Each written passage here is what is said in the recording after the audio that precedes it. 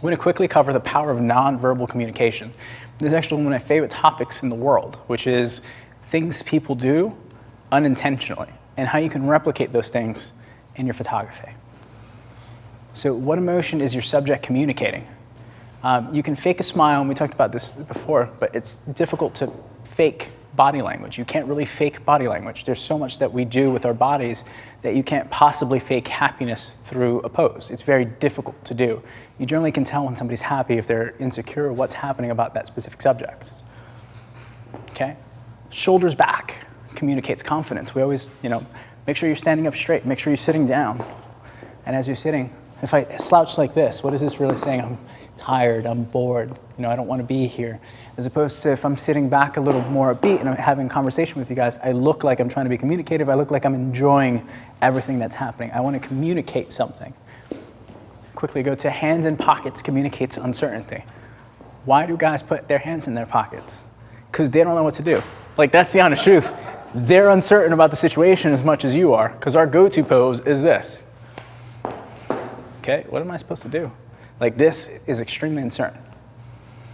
What crossed arms communicates? If I do this, it's the first thing that people think. I'm either A, defensive. Have you guys ever heard of the self-cuddle? Self-hugs? That actually happens. That's exactly what it is. This is a position where, as kids, as infants, we're so inclined naturally to our mothers holding us and hugging us when things happen that this is our first go-to pose when something feels awkward or uncomfortable. This is what we're communicating because it helps us feel better. Same with this. And when you guys are doing photographing women, they generally do this, and they're a little more uncomfortable because they're protecting themselves. Men, this is the first thing when a man does when he feels uncomfortable. Why? Because he's protecting the crown jewels. Well, holding hands and hugging yourself communicates. We just discussed that. But again, I can't say it enough. If you see groomsmen and you're photographing a wedding, and all of them are like this, and they're still looking like they're protecting. They're not me next. I'm not going. You go that. That's kind of what it's communicating. Clenched fists. If I tend to do this and I'm photographing a man and he's doing this the whole time, and palms are nervous. Is that nervous? Is that anger? What is it? Same when somebody is, and generally go-to poses are hands clenched.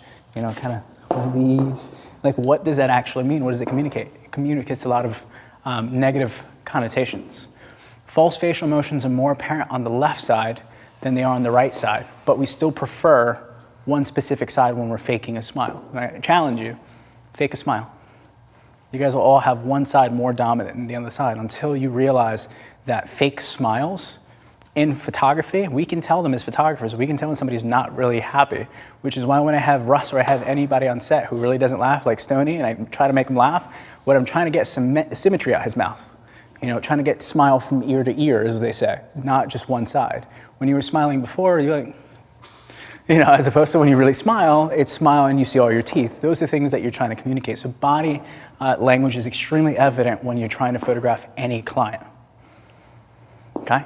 And if you enjoyed learning about body language, we'll communicate some things throughout the whole session here, but I would definitely pick up the definitive book on body language. It's one of my favorite books in the world, which is how to judge people's personalities and shapes, especially in a sales aspect.